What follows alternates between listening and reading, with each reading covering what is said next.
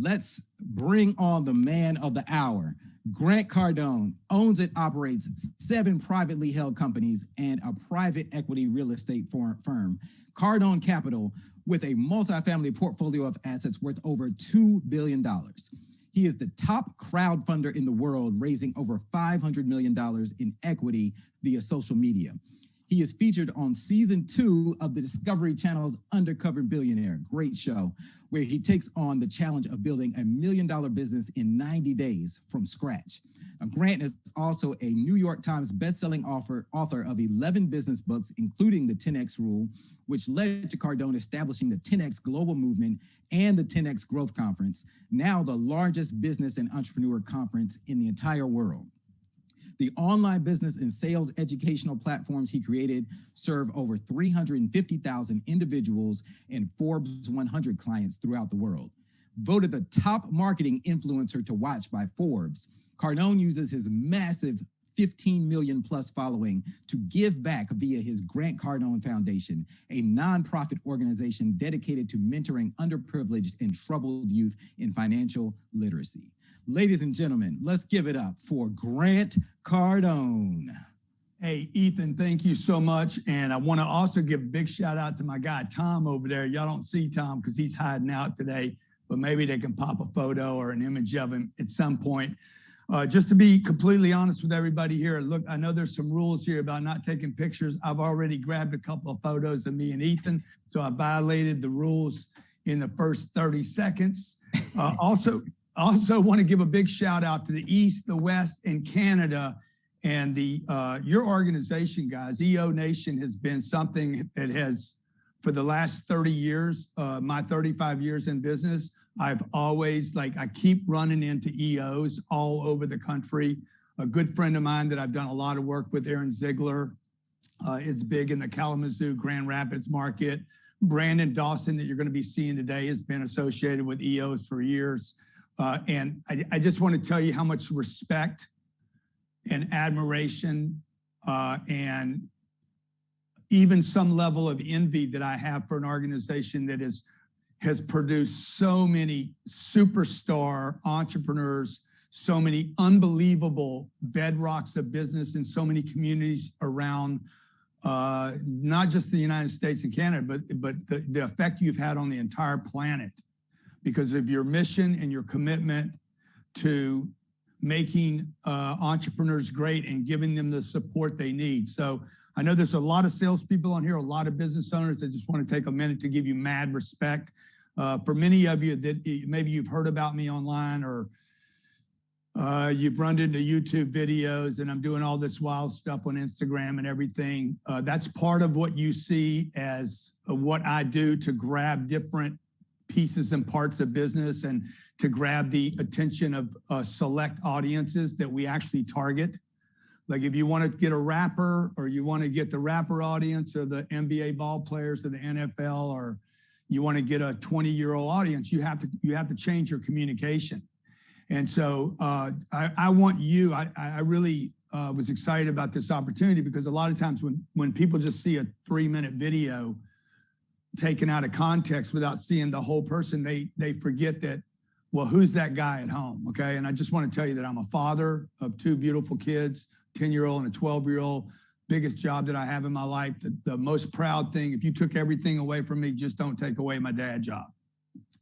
And that means more to me than anything that I do. I'm a husband of 18 years.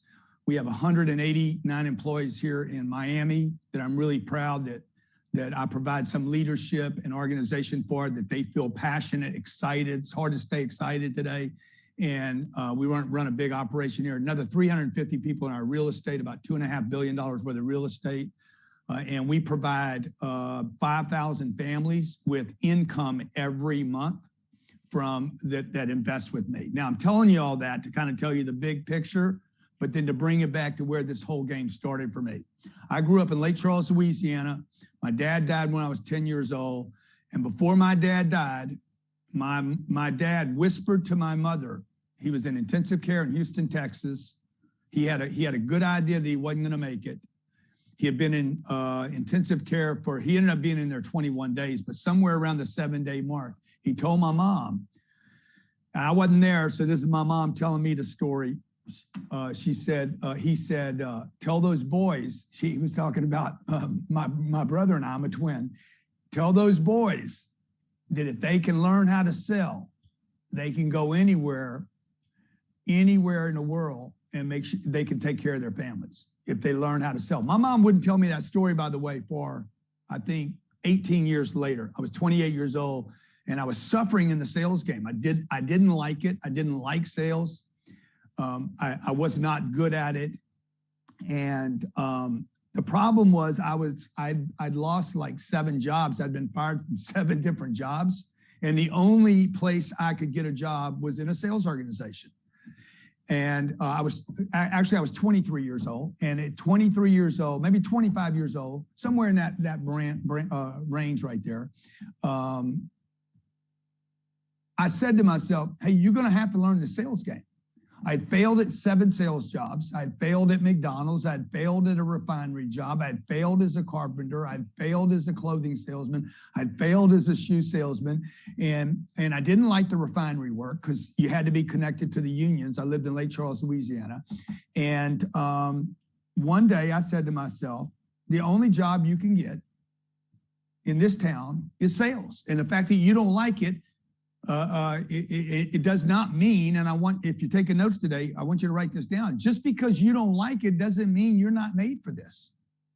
Maybe you don't like what somebody told you to try to do, and maybe you don't like it because you're not getting results. I'm going to tell you this. I promise you this.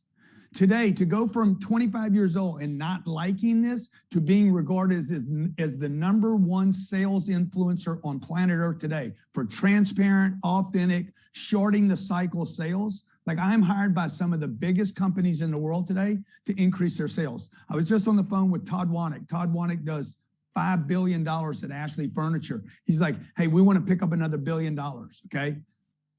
What are some shortcuts? What are some ways we can shorten that sales process? What are some ways we can more effectively convert people in a chat session? That didn't exist when I was growing up, online, because somebody hit Wayfair or Ashley Furniture online and they're looking at furniture online, and we can go in and chat and communicate. See, Ethan talked about communication, right? He was in charge of communication. Communication is everything. You don't get what you deserve on this planet. You get what you can communicate. And you only get what you communicate, nothing more, nothing less. And so if you're coming up short right now and you don't like the sales game, and you see some other examples of other people that might be selling better, because that's what I saw when I was 25. Other people that weren't any more talented than me were doing better than me. So what's the problem here? I knew how to talk to people. I just didn't know how to talk to people when it was a sales game.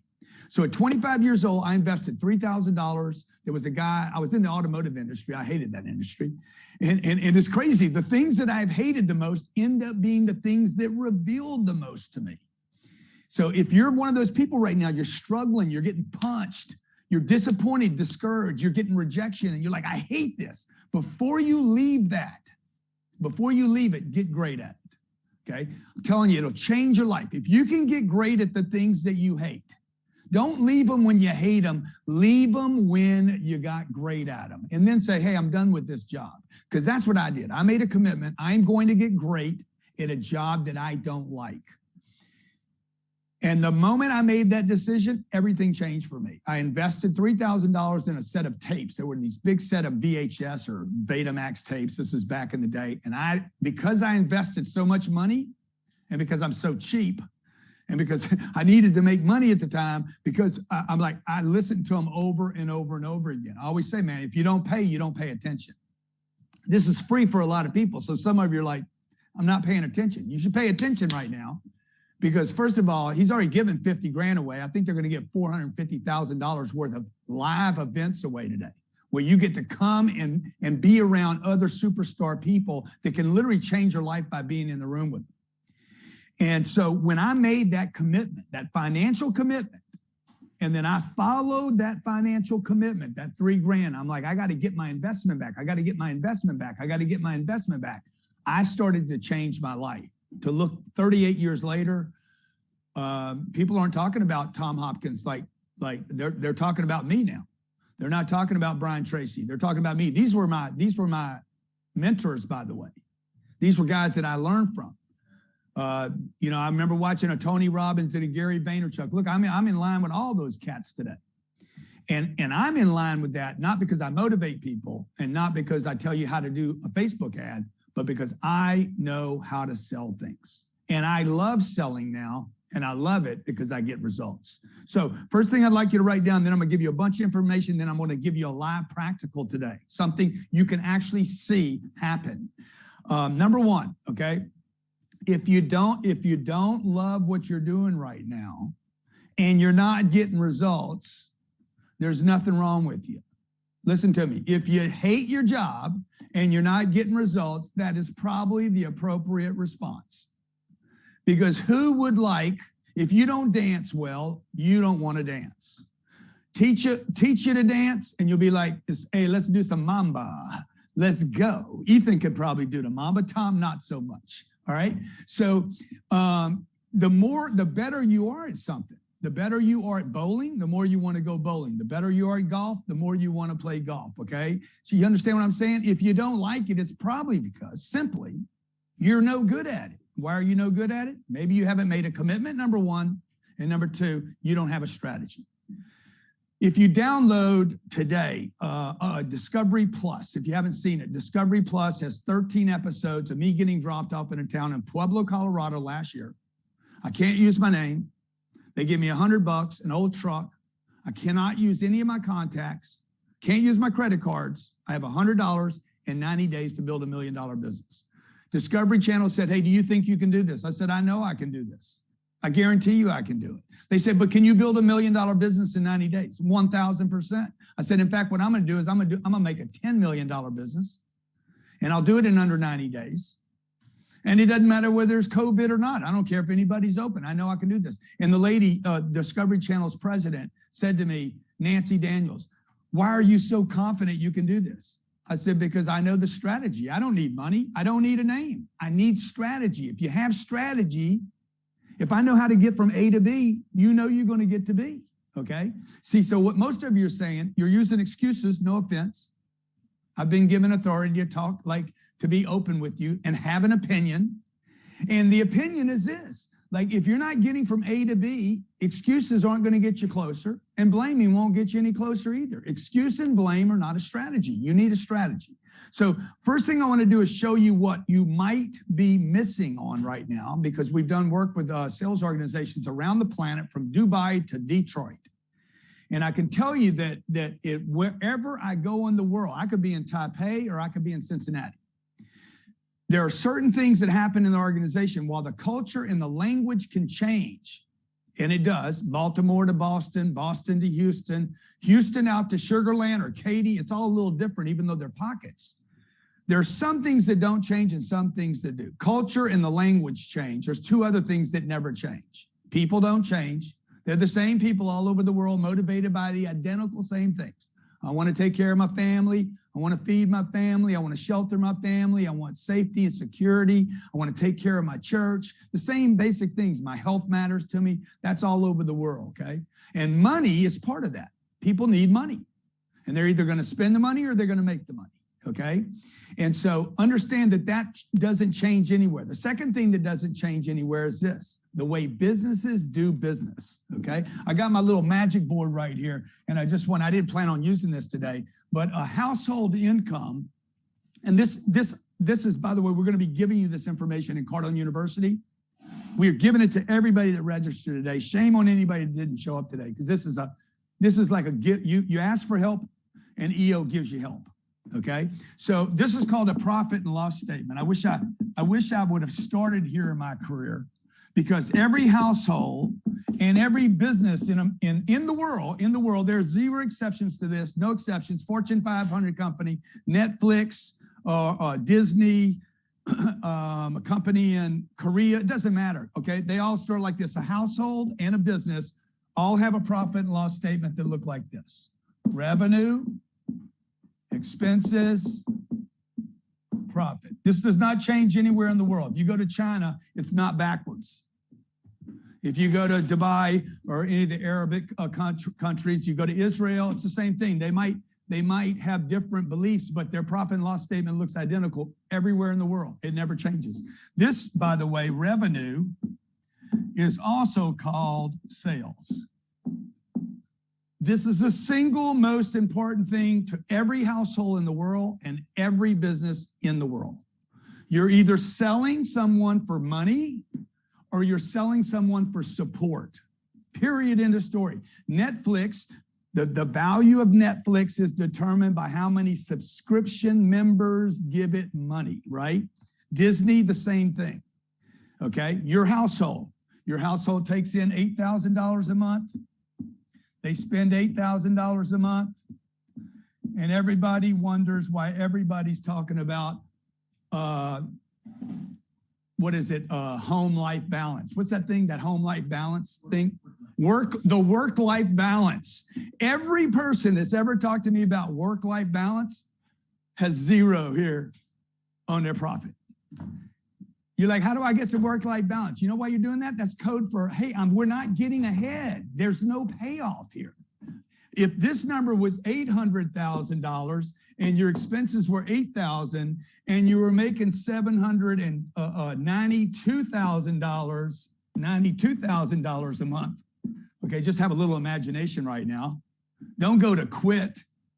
Oh, that could never happen. That's a quitter attitude, right? If you could just be like, just have a little imagination, man. Mickey Mouse, you believed in him at one time. Santa Claus, don't give up, okay? Best salesman in the world is Santa Claus. 792. If you were making 792 a month, you wouldn't be seeking work-life balance. You'd be buying it. You would be able to pay for it, okay? The only way to have a work-life balance is with money and credit cards. And the ability and security to know you got new money coming in. So what controls that? Only one thing, revenue, not expenses. See, I was brought up in an environment where my mom, because my dad had died, my mom wanted to shrink the expenses. Okay, so watch. This is your household. This is your department. This is your division. This is your life. Revenue, how high can revenue go in a department? How high or low can expenses go? Okay, I can only get expenses to zero. I cannot get under zero. Everybody agree? This is what you guys are doing. You're managing money rather than selling for money. What's code for revenue? Selling. What sales really mean? Sales is revenue. What should you be focused on, okay? I didn't mean to turn this into a math class or a business class, but watch. I want to give you something workable that you can go home and share with your wife tonight. 95% of your time, Johnny, I don't know why I'm stuck right now. 95% of your time, 95% of your time should be, I'm stuck, Johnny. 95% of your time should be spent and invested on revenue, not on expenses.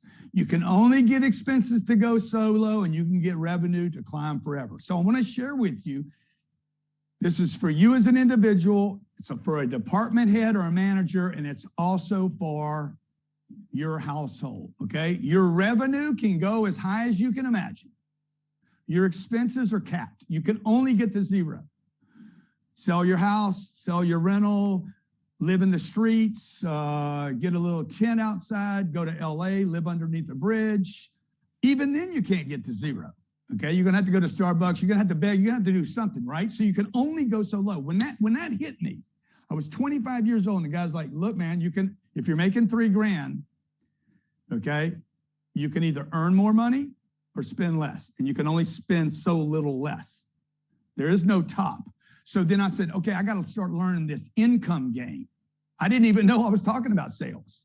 So I want to share some things with you. I want to share 8 mistakes with you that I have learned over the last 35 years that sales organizations are making, from plumbers, contractors, the cosmetologists in your town, the chiropractor, the barber, the car dealer, you name it, the guy doing SEO sales online, the coach, the entrepreneur, the startup. He's got a great idea, like the cryogenics, the mattress dealer, I don't know, water beds. They still do water beds? Probably. So whatever you can imagine, the shoe salesman, the Macy's, the Sears, what is the mistakes they're making? Number one, Number one mistakes, and you want to write these down. I had them up for you, actually.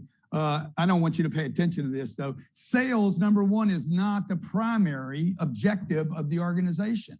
It's the number one biggest mistake. I have made hundreds of millions of dollars in consulting fees working for companies. The number one biggest mistake is the sales are not the primary objective of the department, the division, the company, or the individual.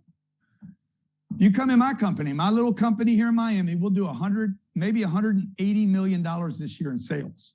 Online cash sales, $180 million. Not bad for a little guy from Lake Charles, Louisiana.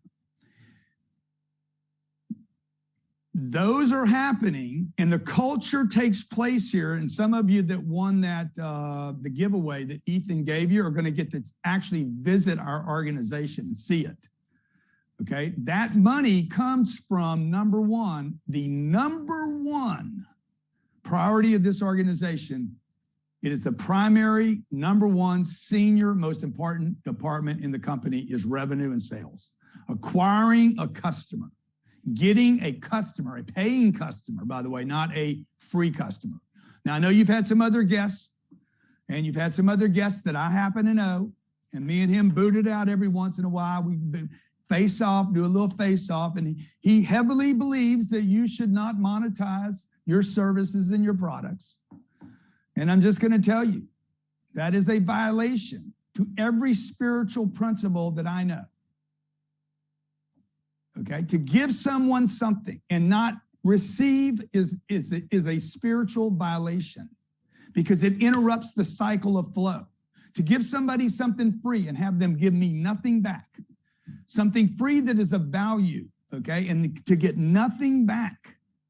I'm just going to trust. No, it's not good. You actually violate the cycle of relationship. Okay, if I come give you a hug, and you don't embrace the hug, we just interrupted a relationship that wanted completion. For me to only be the hugger and not allow you to hug me, for me to be the only person that pays for dinner every time we go out. Every time I go out, I pay for dinner, and I don't let other people pay for dinner, even though I'm the guy with all the money. That is a violation to their personal abilities, their potential, and their rights to give back to me. So it is true with the customer, and that is why the customers that pay you the most money are always your happiest customers. The customers that buy the most and pay the most give you the least headaches because they feel like they are in exchange with you. Number one, sales must become the primary objective of your organization to acquire a customer. Number two, disengagement by the organization. This was my problem early on as a young salesperson. I was disengaged. The receptionist was disengaged. The manager was disengaged. Everybody was unhappy, okay? There was a survey recently on CNBC that says, I don't know, works for your finger, not mine, Johnny. There was a survey on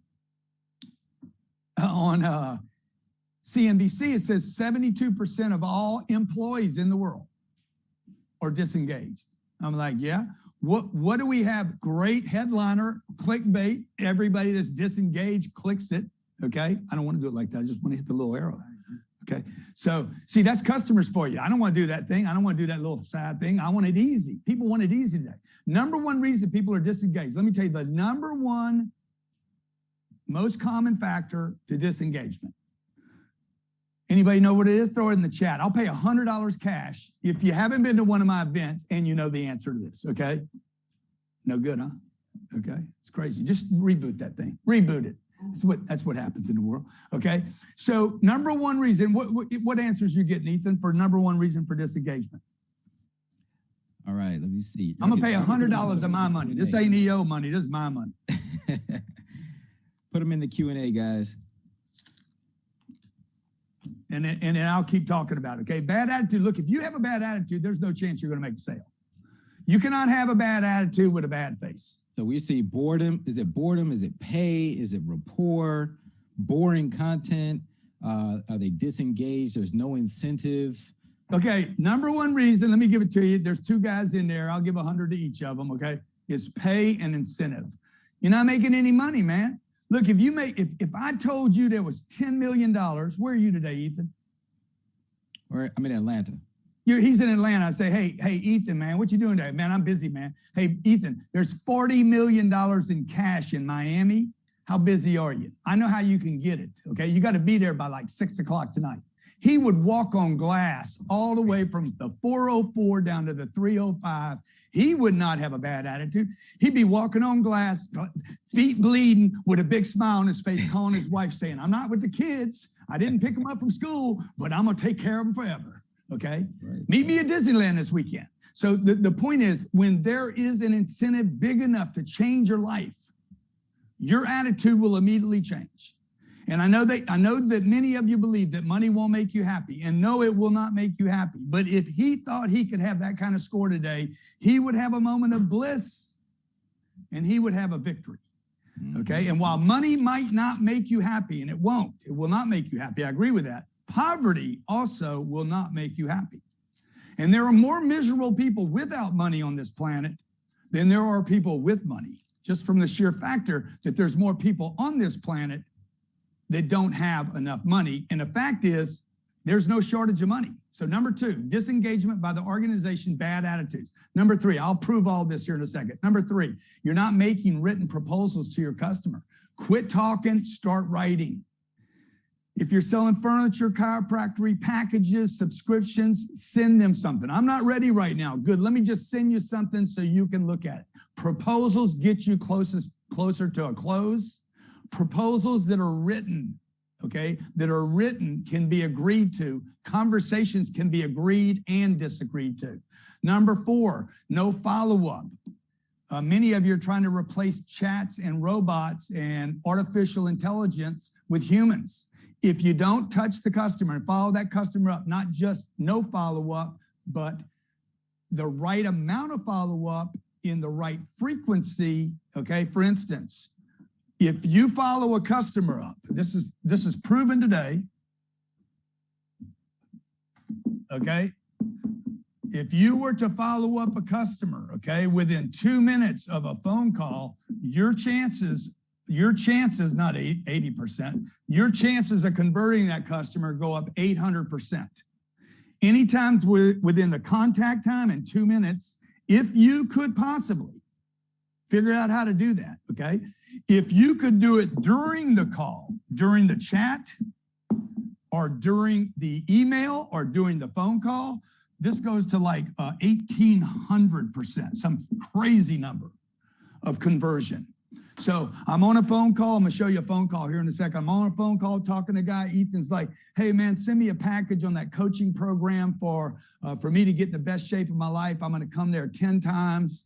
I'm going to come 3 times a week or 5 times a week, and I'm going to send him a monthly program. Maybe I'm a masseuse or cosmetology, or I'm a car dealer, whatever it is, right? A roofer. I'm going to text him the proposal. Ethan, let me just text this to you while I'm talking to you so we can go over it. Your chances go through the roof. And most of you are not even following up, okay? I think 92% of all sales are made somewhere between the 5th and the 8th contact. On email campaigns, check this out. On email campaigns, they're made somewhere between the 8th and the 12th contact. And understand, on an email campaign, they hit something at 2 o'clock in the morning on a web page or landing page and said, I'm interested. Sometimes you'll have to make 8 to 12 contacts to even qualify the customer one time and to sell them once. So follow-up is huge and critical and vital. And if you want to win the game, I'm telling you, if you want to win the game, the weakest single point that organizations have today is number 4, no follow-up. Probably because of number 1, by the way, because sales is not the primary objective. You know what your primary objective is? You don't know. You don't have a primary objective. What, make money? Okay, number 5, no third-party touch. Like I talked to Sears about this before Sears just completely ran themselves in the ground. I'm like, just a third-party touch. What do you mean a third-party touch? Put a greeter at the door and say, what department are you looking to go to? Okay, when they leave, have a third-party call. How did it go today? I did this. There's a video online. Grant Cardone's daughter is taught sales. Maybe Johnny, you could pull up the actual video. My 10-year-old daughter, I proved this to somebody. It's called a third-party touch. I gave her a short script. I gave her 17 phone numbers to call. And I said, call these 17 people, say this script. I practiced with her twice. There was no training. Put her in front of a telephone in a room. She started making phone calls. She made $8,000 in about 7 minutes. 17 phone calls, 2 closes. 14 of those people, all she had to do was leave a message with, okay? So no third-party touch. A third-party touch is, hey, my name's Sabrina, and I'm Grant Cardone's daughter, and he wants to know why you didn't buy the product. And one person's like, oh, I've been meaning to get around to doing that. Good, let's do it now. Bang. No third-party touch. It's easy, okay? Number 6, and I paid my daughter a 10% commission on those $8,000 in sales, put $800 in her account. She invested in my real estate with me because she's like, I don't want the cash because Papa, everybody knows cash is trash. I want cash flow, okay? So we invested the $800 so she could get a little drip every month. All right, number 6, many of you, most salespeople that I meet, some of the best in the world, I've worked with individual salespeople. I was talking on the phone with one yesterday. He's done $25 billion personally in real estate transactions.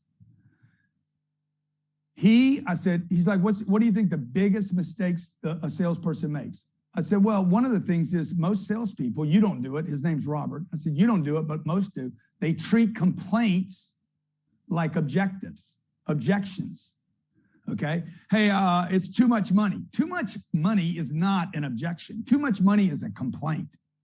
99% of the time, there's my daughter. I'm teaching my daughter how to do these calls right there, right? So I'm sure you guys have a daughter out there, son out there. Best thing you can do is teach them how to communicate with other people. So 17 phone calls, just her getting through the phone calls. Just having people, one person hung up on her. Oh my God, Papa, this man hung up on me. That's cool, okay? Okay, so let's get back to, you can keep it running, Johnny, that's fine, but I think it's probably distracting. Okay, number 6, treating complaints like objections. Too much money. Too much money. Payments. Color. Not sure. I don't know. You just got to know what all your objections are. One of the things that we teach organizations is to define a finite list of possible objections and then treat them all as complaints. Hey, it's too much money. You're selling real estate right now. Guess what? You will hear that on every deal. One party's going to say it's too much. The other party's going to say it's not enough. The seller's going to say, I'm not getting enough money. The buyer's going to say, I'm paying too much money. One of them is wrong. You got to have a buyer and a seller to put this deal together, okay? So the buyer says, hey, it's too much money. Yeah, I'm with you. And he's like, what do you mean you're with me? I'm with you, it's too much money. See, I'm giving you guys the problem. I'm going to give you the solution now. It is too much money. It was too much money the last time it sold too. And the time before that, and the time before that, and the time before that, and the time before that. In fact, for the last 47 years, every time this property is sold, sir, it is sold for too much money. Sign right here, okay? Let's get this thing handled, all right? Because you, sir, are going to sell it for too much money 8 years from now as well. Sign right here, okay? See, you think it's an objection, and I think it's a complaint. I don't know which one of us is right, but I do know this. For every buyer that tells you it's too much money, look at what else they've spent too much money for. Everything that people pay for is too much money. And then they still do it. We got $1.6 trillion in credit card debt in America. Is that right? I can't even think that number's that big. Is it that big? It's like $1.6 trillion. I don't even know. I can't even think with that. Look, they just signed off on another $2 trillion for the government. So the Rolls-Royce just had the single best year they've had in 127 years, selling a $500,000 car. And every person who buys a car says the same thing. It's too much money. G63, too much money. Lamborghini, too much money. Ferrari, too much money. How about a Ford 150 now that's $86,000 four-wheel drive, all jacked up, beast-like program, right? Too much money. And what happens? People are waiting for them right now. People are buying them during COVID. So what I'm telling you is I want you to treat the complaint like a complaint and just agree with them. You were late. You're right. The price is too high. I agree with you. Okay. I agree with you that the price is too high. Do you have any other reasons for not doing this? Okay. So treat your objections like complaints. Number 7, you're not understanding the buyer tells. In all games, in negotiating, there are tells. In poker, it's called a tell, okay? One of the tells is this, okay? A tell is, I'm looking for tells. See, I'm looking for the buyer to make a decision. It's called a decision phenomenon. There is a moment where the buyer makes a decision to purchase or to trust you or to move forward or backwards, and you're not looking for it. So I'm looking for buyer tells. One buyer tell, I'll give you an example. Cardone University, by the way, is going to give you 3,000 segments of this. One of the buyer tells is the buyer insistence that they will or won't do something. We're not going to buy, we're not going to buy, we're not going to buy, we're not going to buy, we're not going to buy, we're not going to buy. That is actually a customer saying to themselves, I don't want to buy, but I do want to buy. They're struggling with themselves. The only reason they're talking about this, the only reason they keep saying, I'm not gonna, is they're saying, hey, actually, if you got me in the right situation, I'm gonna, and I'm worried about myself. Okay. I need to talk to my husband. No, that's not even true. That's a buyer tell. That's a buyer saying, I've already talked to my husband, and my husband said, don't make a decision today. Why? Because she has before. While she was out. She's actually an easy close, and you don't know it because you don't know the buyer tells. Number 8, and then I'm going to show you this in a practical, not properly qualifying your customer. Do you have the money? Are you the decision maker? Why did you come here? Why now? Why did you decide to call us today? If money wasn't an issue, what would be the issue? Other than money, what's the most important thing? Have you done something like this in the past? Was it a good experience, a bad experience? You're not properly qualifying using hard questions. Now, we sell products here from $9 to $90 million. True story, actually $190 million. I've sold everything from $9 that's non-tangible to a piece of real estate worth $225 million. Everything in between, I'm telling you, these rules apply to every one of those situations. Tangibles, intangibles, real property, or fantasy products and services. I've sold products that did not exist. I've raised money for projects that had not been done. So for all of you out there, your line of business, your little niche, please don't do this to yourself. Please do not take these 8 principles and say, well, it won't work in my business because my business is different. Your business is no different. It involves a customer and it involves money. If you want more revenue, then you got to get rid of the excuses. Okay. Now I'm going to validate this to you right now. I have, Johnny, can you give me those phone numbers? I had my guys. I don't even know how many of these I can get through before we get to the chat. Let's just see how this goes. I have no clue. Let me see. I got them right here.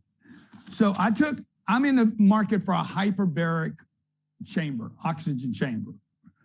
And these are $120,000. I thought I would take something where you get a significant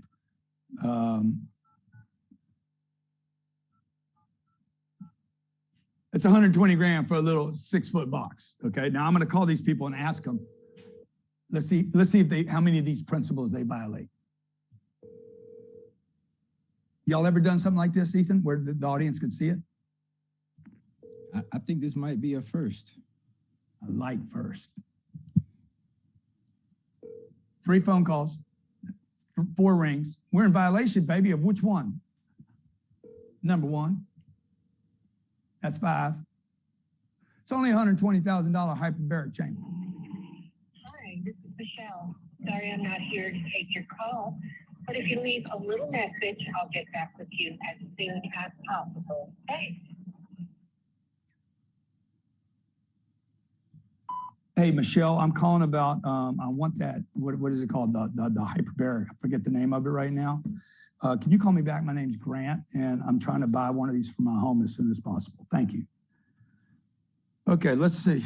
That's good. Number one violation. It's not even a professional answer. That's a company selling hyperbaric chambers, folks, for 120 grand. There's a real good chance I could find one cheaper than that. I could probably go down the street and rent one for like 40 bucks. Okay, here's a 2009 Augusta AW-139 helicopter. This is going to be a $5-6 million helicopter.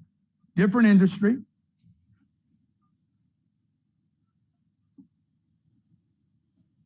I have interest in helicopters. I love helicopters. I'm a helicopter nut.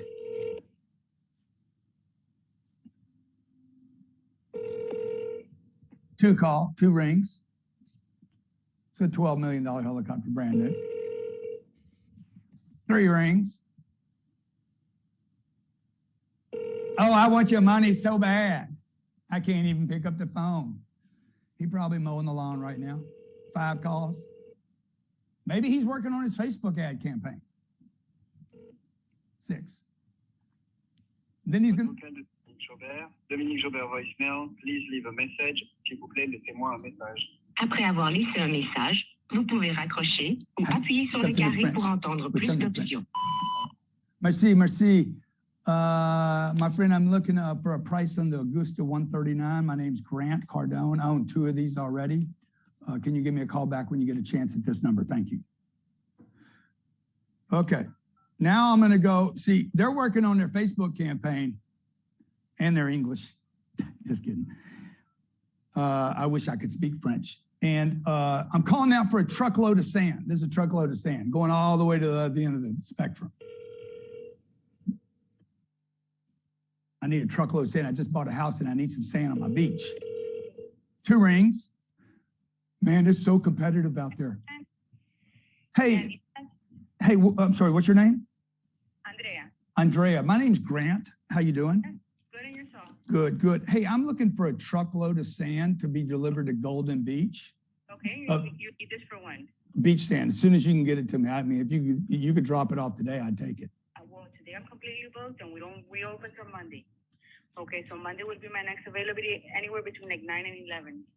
Give or take is what you're looking at. Oh, that's cool. That's cool. So what is a truckload cost me? This truckload is 20 tons, which is 16 yards. That's the full truck. Okay, delivered of beach sand, you're looking at $685. $685. Correct. That's And so if I drop, that's good. And then if I drop it off at can they get it down the beach? I mean, Well, you have to be realistic. It does come in a dump truck. So depending what you have there, depending the lot size, yeah, and wiring. So they'll try to back it up the closest they feel safe for it to dump. And, obviously not damaging their property either. Yeah, of course. Of course. So then the rest of the handwork, you would have to do it yourself if it's too far off. Oh, you're awesome. You're awesome. I thank you. Really appreciate that. Okay. Thank you so much. You're welcome. We're here. Thanks. Okay. My pleasure. Bye-bye.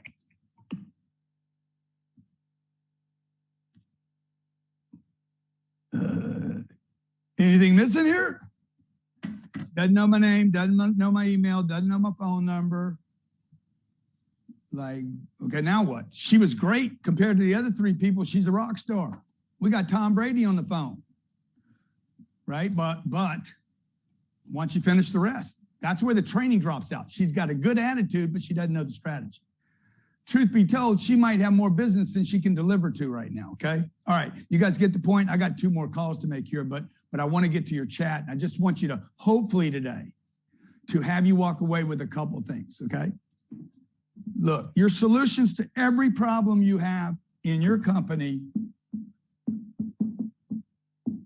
is more revenue. Every single problem your company has can be solved with that right there. It will not make you happy. It'll make your people happy. Manager goes from making $80,000 a year to $280,000 a year. I don't know if he's going to be completely fulfilled in his life. I don't know what he does in his off time. I know one thing, he's going to be $200,000 happier at his job. Then he can figure out the rest of his problems. My job as a business owner is not to solve every problem my people have. My job is to solve one problem. Give them a great place to work. And number two, give them a place where they can make enough money so that number three, they can go home at night and blame their wife, their kids, the school system, or the politicians, but not me. So I want to help you guys make more money. That's all I can control. You can only take your expenses to zero. I highly recommend that you give up on this idea because it's not working for anyone. Don't worry about your expenses. Worry about your revenue. How do you do that? You got to get great at the revenue game, and that is code for sales. Sales is like my dad told me when I was told my mother when I was 10 years old. Tell those boys they learn how to sell. They can learn how to sell. They'll be able to live anywhere on the planet and never have to worry about money. Okay, let's open it up, Ethan, to the chat. Hope this was mind-opening to you guys to see those 8 mistakes that companies are making. And I hope that the practical kind of open your mind up to what possibilities and options there might be for you. Man, Grant, this has been awesome. And we've been collecting a ton of questions in the Q&A. First of all, like one of my biggest takeaways was you hit it right off the bat. Just because you don't like something doesn't mean that you weren't made for it. And you said, get great at the things you hate. Now, if that's something you guys want to tweet out and mention Grant, that would be an awesome thing to tweet out. So Tom has our first question, actually. He said, what changes did you see to the selling process during COVID? And do you see any of these changes continuing as we return to normal? Well, number one change I saw during COVID is you could get premiums for everything. I mean, that's the good news. Your prices during COVID should have gone up, not down. Mm-hmm. People were running around buying toilet paper. You know, people buying stuff they didn't even need, still got a bunch of it. So like the world went crazy. When the world gets scared, it starts buying things that make them feel comfortable. Okay, this happened after 9/11. There was a massive spike in home sales in after 9/11. The economists believe it was because interest rates went down. It had nothing to do with interest rates. It had everything to do with like, okay, if the world's unsafe, I'm going to bring safety. I'm going to buy safety. It'll be a fence. It'll be a house. It'll be an address. It'll be a mat in front of my door, and we're going to be happy. People are trying to buy their security. After COVID, this happened again. Why are people buying Honda cards during COVID? If you can't go anyplace, who knows? I mean, nobody even knows the answer to this. The interest rates didn't change. They don't even have any inventory, okay? The prices went up, not down. The world went crazy. Watches. People were buying Patek's and Richard Mille watches like they were gonna leave and go away and disappear forever, okay? The idea is that there's a shortage and they're not making them. So number one, I learned from COVID, raise your prices. Number two, you got to be online. We were already online before COVID. We were never, I mean, I was homeschooling my kids 5 years ago. COVID had nothing to do with it. I took my kids out of the school system long before that, but now everybody's like, I'm going to homeschool now. You know, I don't want my kids wearing masks, whatever their deal is, right? But we did that long before COVID. So there's changes. People are changing. And people are valuing different things. Another change maybe was, 40% of all the US dollars in circulation today didn't exist. You got people that are willing to stay home for $1,400 rather than work for $1,400. So people value money different. Online is different. Appreciation for things is different. But let me just tell you one thing that'll get you through all that. Whoever has a good attitude and quits talking about COVID is going to win the game. I almost never talk about it. I hate to even give COVID any kind of props. So just have a great attitude, man. Have the best attitude to anybody. Hug them out, hug it out with people. Try to violate the little barrier, okay? I don't have to hand bump. I hired a guy the other day. He wants to bump fist me all the time. I'm like, bro, I don't do the bump fist. I don't do the bump fist because the bump fist reminds me of the COVID-19. Gosh, you got to stay positive. So make sure you're online and raise your prices. I got to attest to that. I've done that in my business twice during this pandemic. So Alex has a question. He says, sales is all about building trust. what are 2 of your best tips for building trust during the sales process? So number one, I would say don't violate the trust by telling them something like, I don't want to sell you. You know, I would make it very, very clear that you do want to sell them. If you're a real estate agent, hey, I'm a deal guy. Okay. I'm a deal guy. I'm not an information person. I'm not here to like give you all the comps. Zillow can give you the comps. The MLS can give you the comps. Trulia can give you the comps. You can go search the comps. I'm a deal guy. I'm here to get a deal done with you. And I would be extremely transparent with people. I would tell people, number one, first and foremost, I do not serve you if I don't get you the product. If I don't get you the product, it will be because it wasn't right or it was too much money, period. Both of those are my job. My job is to get you the right product at the right price. How do I get it at the right price? To make sure it's the right product. If it's the right product, it will always be the right price. If it solves your problems, it will be the right price. I'm just talking to the audience right now about the price. How do you solve that problem? Because I am going to insinuate that it is my job to get the price right, always.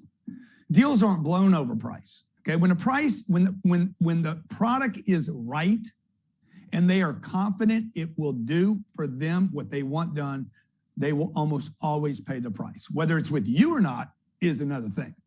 So I would just tell you, be extremely transparent and tell them that your intention is to get them a car, to get them the flooring, to get them the load of sand, to get them the Augusta 139, or to get them the hyperbaric chamber. Your goal is to put a hyperbaric chamber in their gym.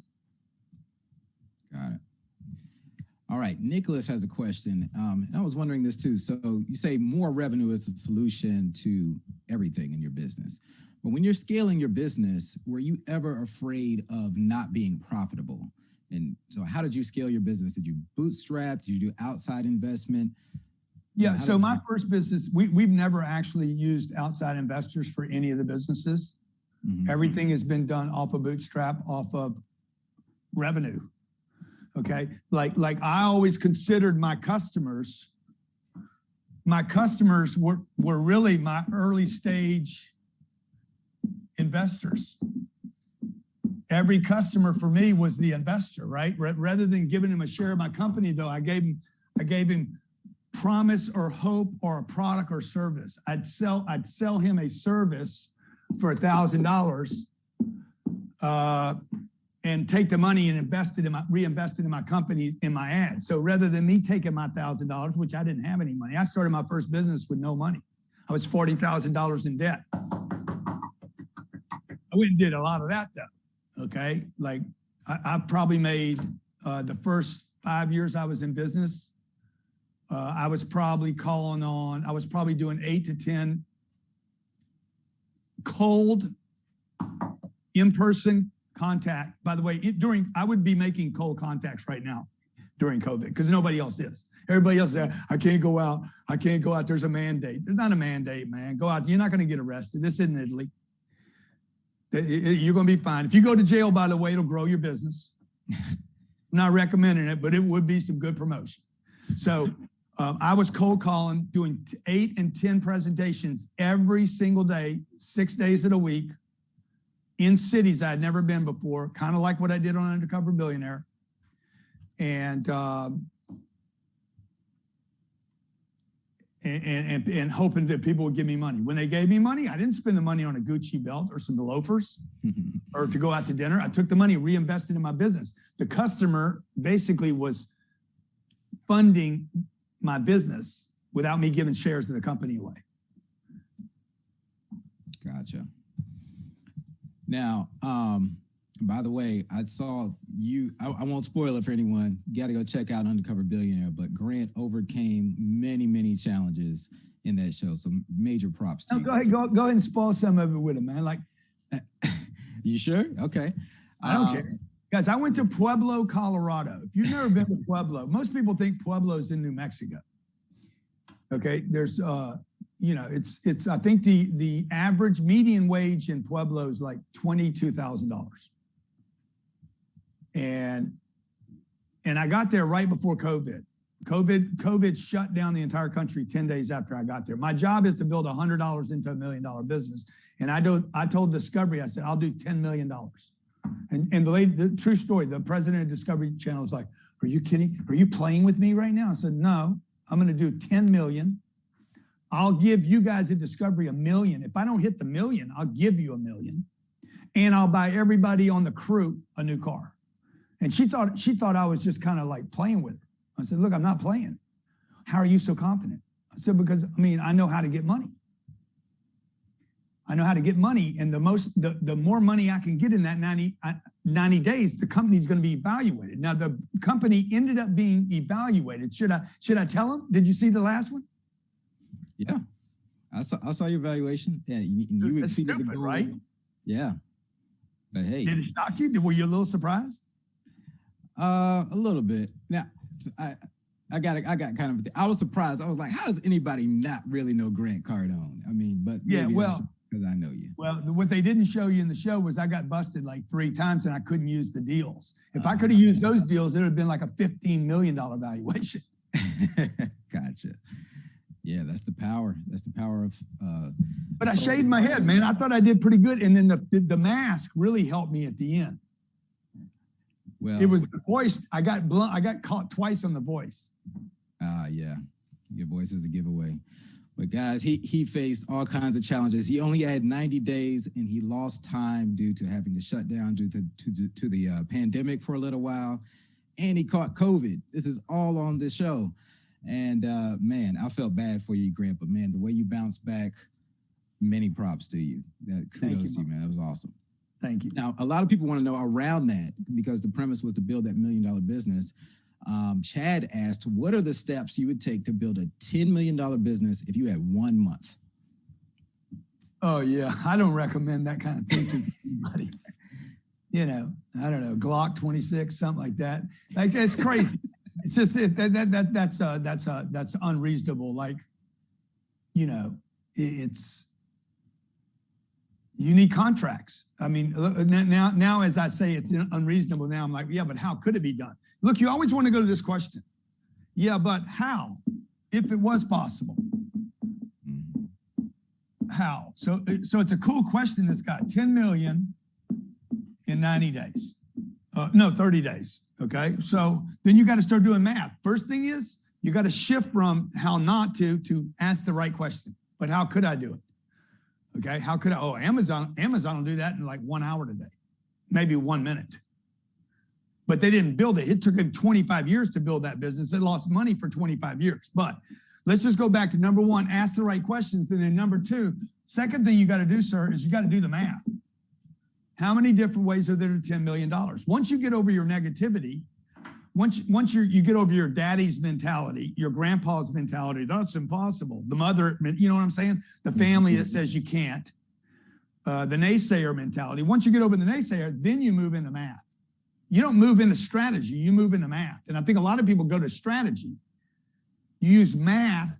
Okay, how could I do it? Okay, how many different ways are there $10 million? $10 million in 30 days. Okay, so I could do $10 million every day, 10 million daily. I could do it hourly. I could do it minutes. I could do it people. Like you just got to start chopping it up. I could do 10 million. If I could get to 10 million people to give me $1 in 30 days. Okay, how would I do that? Okay, I got to get an audience big enough. Maybe I can do that. If my audience is big enough, if I could get Kevin Hart, my friend Floyd Mayweather, Dana White, John Travolta, Magic Johnson, Gary Vee, Steve Harvey. I could get Ethan. Ethan will give me a couple deals. If I could get Snoop, and we do a radio campaign today that had 50 million people on it, and asked 10 million people to give me $1. Boom. We don't even have to wait 30 days. Yeah, got to use your. So once I do the math, I just simply ask myself, okay, is anybody else doing this? Is there $10 million on planet Earth? Will it be transacted every hour? How about every second? So then it becomes a possibility, and then we walk into the vehicle. Now, notice what I left out of here. My heart. Okay? My passion was left out of the math and the strategy. And I strongly advise you to leave your heart out of your business plan. I'm just saying. So we have a few tactical questions here, Grant. How do you speed up the process when you have multiple decision makers involved? Like, what's the response when somebody says, "I got to talk to my wife, I got to talk to my husband"? Hey, what if she says no? I mean, I understand you want to talk to her. I just had a lady. Did she close? Ask Andy if that lady closed in my office. I just had a lady in my office. Her husband's not here. She came without him. What does that tell you? Then she uses him later.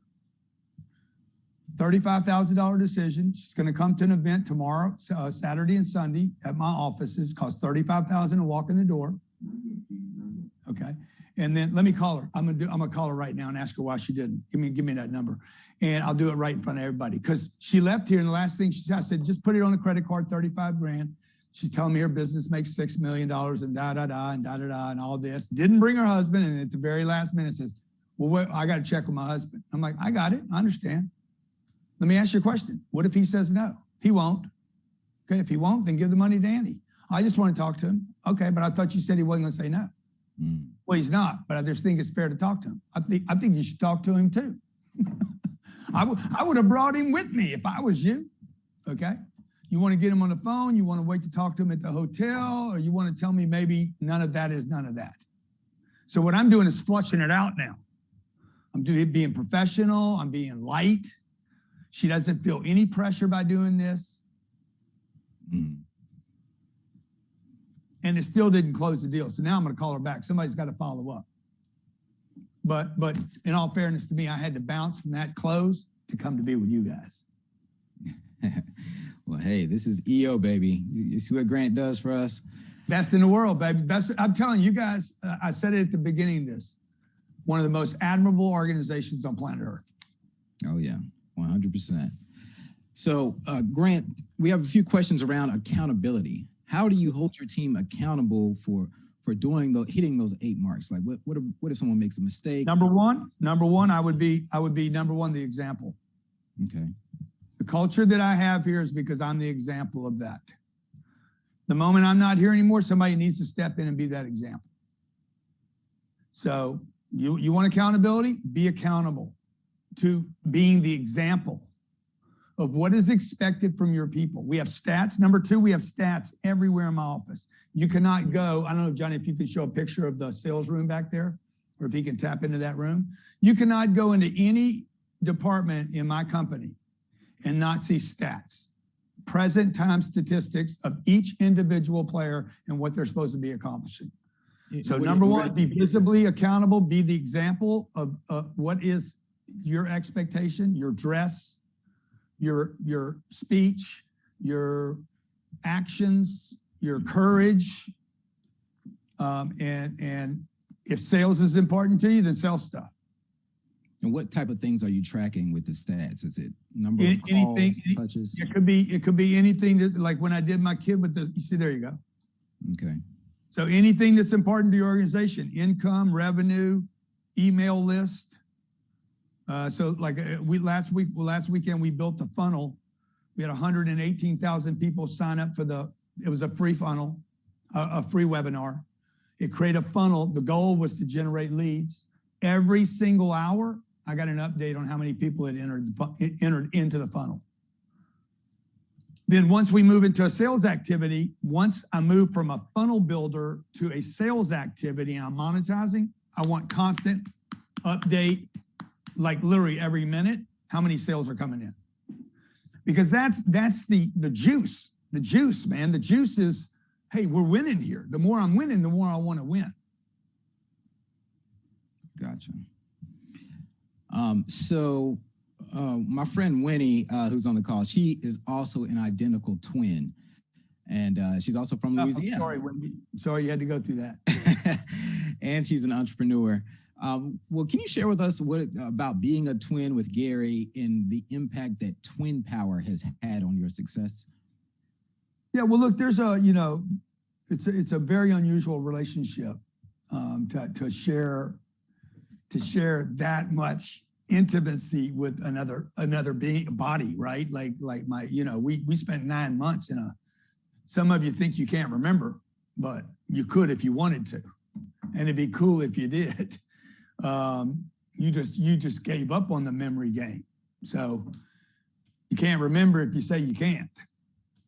So like when you share 9 months, like, and you're like, and you're trading fluids and food, and you're like in this, you're communicating without words. Like birds do it, the ants do it, the bugs do it, the spiders do it, dogs and cats do it. They're not talking, they're communicating, right? And they're getting along pretty good. So my brother and I grew up like that. You know, once you're being rolled around, then you're rolled around in a compared constantly. That's why I was saying to Wendy, man, I'm sorry that happened to you. Because the comparison thing actually built my superpower. Being compared, like it was so like constant. Who's smarter? Who's stronger? Like I had to figure out how I needed to become an authentic me. Mm-hmm. And so whether you like me or don't like me, I don't do everything right by any means, but I have created a guy that I like 99% of the time. I like myself. Not all the time. I know that I need to make adjustments. I say things wrong or something too edgy or too colorful, but most of the time I kind of like who I am. And, so that's maybe, and it's allowed me a lot of original thought, by the way. Mm-hmm. So the way we buy real estate is very, very unique. The way I raise money, the way I reward my investors, we pay our investors every month, not every quarter. Nobody else does that in the industry. And I do it because of because of the way I think. The way I use social media is very, very original and different. The way we sell is a unique way to sell. And it's given me, it's allowed me to brand myself as someone who maybe people don't always agree with, as you confirmed in the beginning of this, but that people talk about, okay? And if you want people to talk about you, some of you don't, I understand. If you want attention, you can't get everybody to love you, but you do need to get them to talk about you. And that starts with an opinion. You got to have an opinion. Like in a sales cycle, I don't mind telling somebody they're wrong. I'm going to agree with them, and then I'm gonna be like, yeah, I get it, I understand. But on this case, let me tell you, I never tell anybody they're wrong, but I got to tell you, on this one, bro, you're wrong. Get that truckload of sand. It's gonna be pretty on your beach. Love it. So just a couple more questions, Grant, because I want to be cognizant of your time, and I know we need to bring up Brandon. Man, Brandon, guys, let me just tell you, for the business owners out there, I've been talking about the kind of gritty stuff. Brandon Dawson is my partner. He's a genius on scaling, how you can scale these ideas so they actually happen. Because the last thing any business owner needs is another good idea, another piece of technology, and another solution that you can't actually scale. So, the world's filled with ideas and brilliant thinking that can't be implemented and it can't be scaled. So, Brandon, I really hate to even take any more of his time, Ethan, unless you want to. It's up to you. You're the host.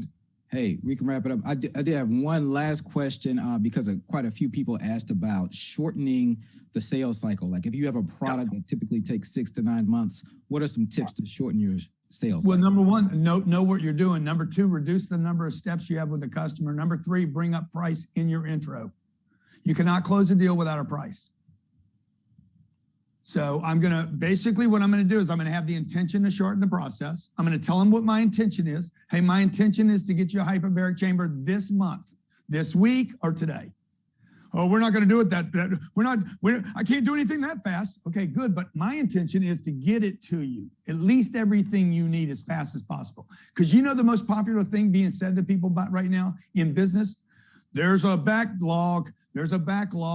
COVID caused the backlog. We can't get anything. You're hearing that from everybody, man. That's just a damn bad attitude is what that is. Right. Quit talking about what you can't do before you even figure out what you can do. So my intention is to get it done today. I can't promise that, but I can try that. Number two, this hyperbaric chamber is 120 grand. And before you leave here, I want to explain to you why it's the most expensive hyperbaric chamber in the world and why LeBron bought one himself. Okay. Number three, if the money don't work, and you don't get it, it'll be my fault, not yours. And what I'm gonna do is shorten the process. And then most importantly, you gotta know what you're doing. If you don't know what you're doing, you add time to where you're going. You get lost. Love it. Well, Grant, thank you so much again for joining us today and for sharing your wisdom. Let's give it up for Grant Cardone, guys. This has been amazing. I got one question. Can I ask you one question that I see in my chat? Yeah. Dude, how do you stay so handsome? I mean, Oh, you're the best looking guy. You're the best looking guy on the internet. oh, whoa, Grant, thank you. Oh man, we should have a bromance going here, man. Let's go on. You're definitely the best looking guy in EO. Well, I am flattered, man. Thanks for saying that. Hey, thank you, man. Anything I can ever do for you guys, if I'm ever on the streets and you run into me, just let me know that you were here today, and I'd love to meet you, shake your hand. I'll definitely hug it out with you. I'm not worried about anything, and I hope you guys have a great finish to your 2021 year. Thanks, Grant. We'll see you soon. Thanks. All right. Now, for all of the business owners joining us today that have their sales teams with them, we are about to conclude now the portion of the program that was for the entire team. And this next segment is designed specifically with the company owners in mind. So make sure you stick around because this is for our EO members and our C-suite executives. But before the rest of you jump off, we do have another round of giveaways here. And this is big. We have the 10X Business Boot Camp, which retails for $5,000, and we have 10 winners. You're going to get 3 days with Grant Cardone, Brandon Dawson, and the 10X executive team. You're going to get training on money, marketing, sales, closing, scaling, and execution. And our 10 winners for the 10X Boot Camp are Allison Smith, Davin Corona, Graham McMillan, Jason Hurley, Joan Bow, Kayla Jones, Leigh Foster, Michael Ross, Nick Keller, and Sandra Foster. Let's give it up for our winners. All right. And then we have one more giveaway before we turn it over to Brandon. We have the Marketing Execution Workshop, which retails for $10,000, and we have 5 winners. You guys are going to get 2 days of marketing training with the Cardone team, and the training covers brand messaging, content marketing, social media, offers, and online conversion optimization. And our 5 winners are Jennifer Vermette, Matt Wozniak, Dan Toole, Trisha Gomez, and Gary Mayer. Let's give it up for our winners. All right. And forgive me if I mispronounce anyone's names, but congratulations to you guys. And to our EO members and executive leaders, be sure to stick around. You do not want to miss this next hour. And I'm going to be giving away even more prizes. We have 30 more prizes that I'm giving away at the end of the call. And these are some big ones for the leaders. And as a reminder, all of you guys get 30 days of free access to Cardone University and the Emergency Business Response Mentor Program at grantcardone.com/EO. Now, our next speaker has prepared a keynote presentation designed specifically for the leaders. And we are going to start session 2 here. Now, Brandon, he founded his first business at the age of 26. This is Brandon Dawson. He's the CEO and co-founder of Cardone Ventures. He is a scaling and turnaround expert, a serial entrepreneur, and a real estate investor who has a passion for helping business owners and their teams amplify their vision and impact through belief, strategy, execution, and team alignment. Brandon founded his first business at the age of 26 and was one of the youngest people to ring the bell on the American Stock Exchange. With 0 debt and no outside capital, he founded and self-funded Audigy Group, growing an annual revenue to over $35 million through organic growth and exiting 77 times EBITDA for $151 million exit. He's achieved numerous awards in business, like making the Inc. 500 and Inc. 5000 fastest growing companies list 5 times.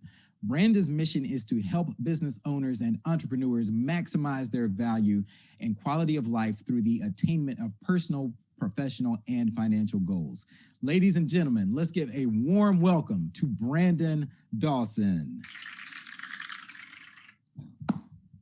How you doing? Hey, Brandon, how are you today? I'm doing great. Great to be with you guys. We've been very excited about the opportunity to speak to your group. Yeah, we've been looking forward to this for a long time, and it's been great so far. Super excited to hear what you have to share with us today. That's awesome. Well, you know, that is true. My last business I started with a little bit of my own money. My first business, I raised a bunch of private equity and took it public. And I learned very quickly that I didn't want outside investors to control my destiny. And so I knew there had to be a different way to start, grow, scale, and eventually exit a business that did not require me to be dialing for dollars to investors for 7 straight years, did not require me to sit in boardrooms more than I was trying to solve business issues, and did not require me to spend evenings kissing ass with investors versus focusing on creating value for my constituents in the business. So when I started my last business, I knew there had to be a different way than what everyone was telling me as a 2.4 GPA high school graduate, that this is how business works. And so I reimagined how I wanted business to work for me. And I built some business principles off of my mentors, John Maxwell with leadership, Jim Collins, operational, Gerber, process, Sharon Lecter, cash flow quadrant, Robert Anthony, beyond positive thinking. I started really going deep in their bodies of work and relating it to all my experiences of buying 127 or 140 businesses, depending which ones we closed down versus which ones we kept, and franchising over 900 locations. And I thought, to myself, there has to be a bigger, better, faster, more impactful way to grow a business without all this distraction. And so I put myself to test with that strategy, that outcome, and launched Audigy at the end of 2004. And one of the things that I created for my own personal commitment was not only so I could apply these principles I had found, which was building and scaling businesses without the requirement of capital, but I wanted to help other business owners. So I actually built my business helping hundreds of business owners do exactly what I teach doing every single day. And I think as a testament to these principles, I hired a research firm in 2009, 10, and 11. And we looked at 3,800 industries. It was FTI out of Chicago, $1 billion consulting firm. And I asked the question, where there's convergence, where there's disruption, where there's consolidation, where there's poor economies of scale, how can someone bring value to those business owners in order to help them transcend the opportunity in the marketplace and disproportionately capture it? And after 3 years of that research, which after I sold my business in 2016, I refreshed with IGS out of Boston, another consulting firm. And we looked back at those industries and said, how much of the work that we did based on in reflection came true in 2016, 17, 18, so 6, 7, 8 years later. And we were within about 68% of our estimations as to what was going to happen in those verticals. So when my business sold, that was my new dedication. I'm going to find a way to go in front of tens of thousands, if not millions of business owners, help them understand how to bridge the gap between where they're at and what the true market opportunity is without giving their business away. And if done right, without the need for constantly trying to have access to capital. So I presented this to Grant Cardone because in my research, I found that many of those industries, many of those businesses, he was already doing sales training for. So after reading the 10X rule and going to the 2019 Growth Con, where I sat in a room with 35,000 business owners, I approached Grant and said, I have something I think we can help people with. And as a testament, we launched Cardone Ventures exactly 2 years ago. So in the end of June, it'll be the end of our 24th month. And I told Grant, look, using these principles I've created, helped hundreds and hundreds of business owners perfect, we're going to launch Cardone Ventures, a new enterprise together to go out and help business owners around the country, many of them which already work with you or invest with you. And we're going to use the principles I created, which is how to grow and scale through creating dynamic teams without the need for capital, because we will generate our own capital. In fact, I was in here when you asked a question to Grant, somebody asked, it was one of the last questions, when you have a long sales cycle, how do you speed the sales cycle up? And I heard Grant's response to you. And what I would tell you is always find a way to pull revenues forward. In fact, when COVID did hit, I wrote a quick book because I was on coaching call with tens of thousands of business owners constantly every week, where they were asking me, what do we do? What do we do? What do we do? And the easy answer is, if you have a long sales cycle and you need cash flow, pull revenues forward. Create a reason for someone to transact with you today because it puts them first in line in value tomorrow. And even if your sales cycle, say 9 or 10 months, who cares? There is still a sales cycle. You just need to pull it forward. So what you need to do is find incremental ways to add value to people so that not only the hyperbaric bed that costs $120,000, but Grant, if you want the new latest state-of-the-art version that's going to be out in 7 months, you simply need to put a deposit down today of 20%, and we'll put your name on that first one that gets delivered into your marketplace. See how I pulled that revenue forward by offering something of value in the future. Needless to say, the numbers are in. Neither Grant or I put a single dollar into Cardone Ventures, and in 24 months, we will have generated $34 million of revenue with about an $18 million profit margin with $0 invested. And why do I bring that up? Because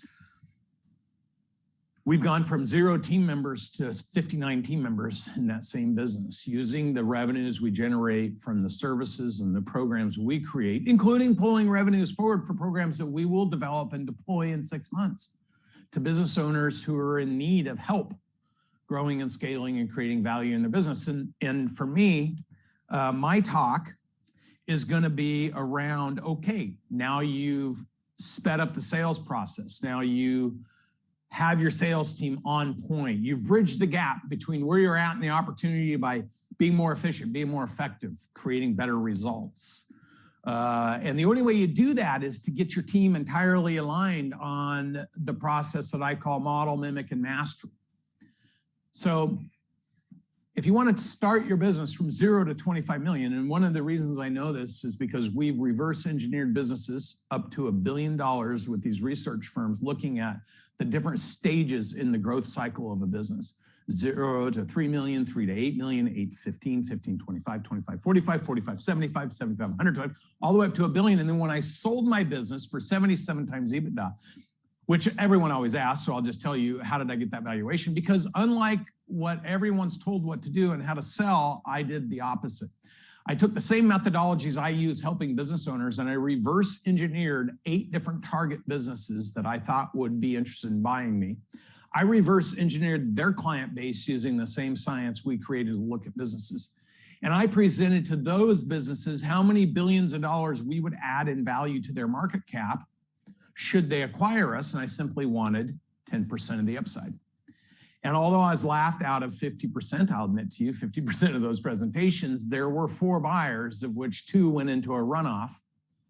And I'm pleased to say that the buyer that acquired us was trading at $16.25 a share with a $980 million market cap. And they took a beating from the public analysts. They were a public Danish company for spending 77 times EBITDA, but today their stock is $89. We've added $4.5 billion of total value to that equation, using the same principles, but stretching ourselves and applying them not only domestically, but internationally. So it's been a remarkable 5 years, and that has afforded me from what I'm going to talk about, which is how to create a high-performing team. See, nothing sellable has any value if it's dependent on the one person that started it. So to create remarkable value in an organization, to create a business that has a life of its own, you have to create a remarkable team.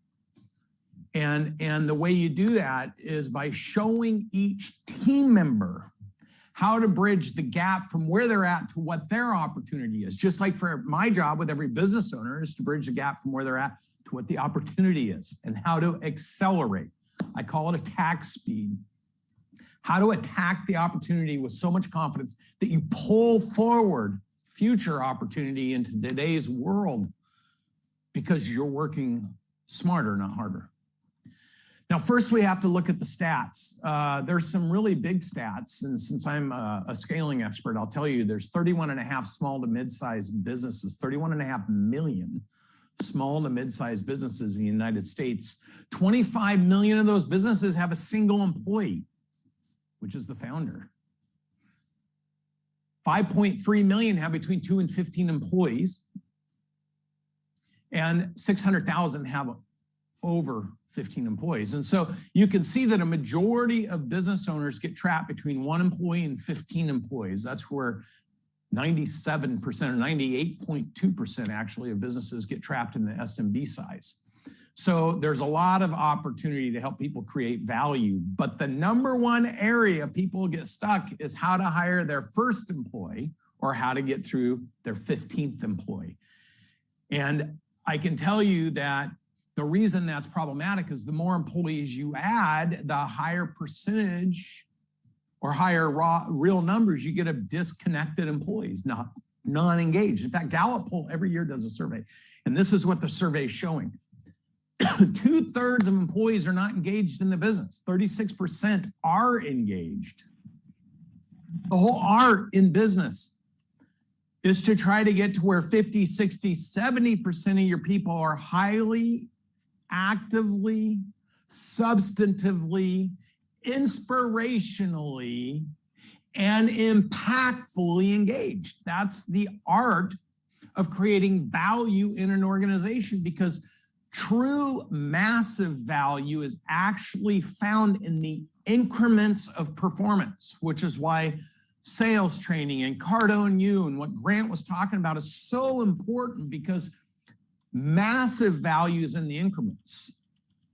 So if you're just adding an employee to get another result, adding an employee to get another result, and you don't increase performance, you don't increase efficiency, you don't increase effectiveness, then value actually over the long term goes down, because your business does not demonstrate it can create synergies, efficiencies, economies of scale, which means the bigger you get, the more valuable you become, because the more efficient and effective you get, the more earnings you have.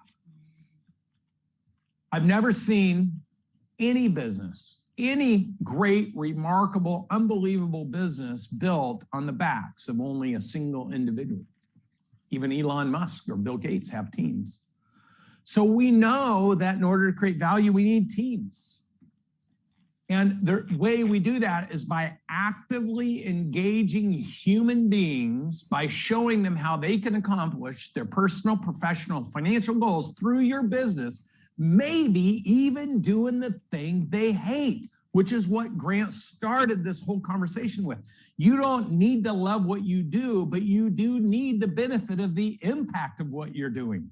Because if you want to find, attract, align, develop, and retain, which by the way is the 5 elements in a single successful engagement with an employee.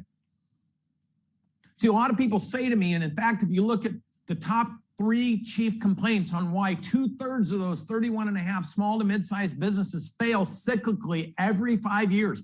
Every 5 years, 2/3 of 31.5, 21 million businesses fail. And their top 3 chief complaints is no demand for my product or service, which then why did you start your business? That just goes to show that it's either an excuse or you're really bad at identifying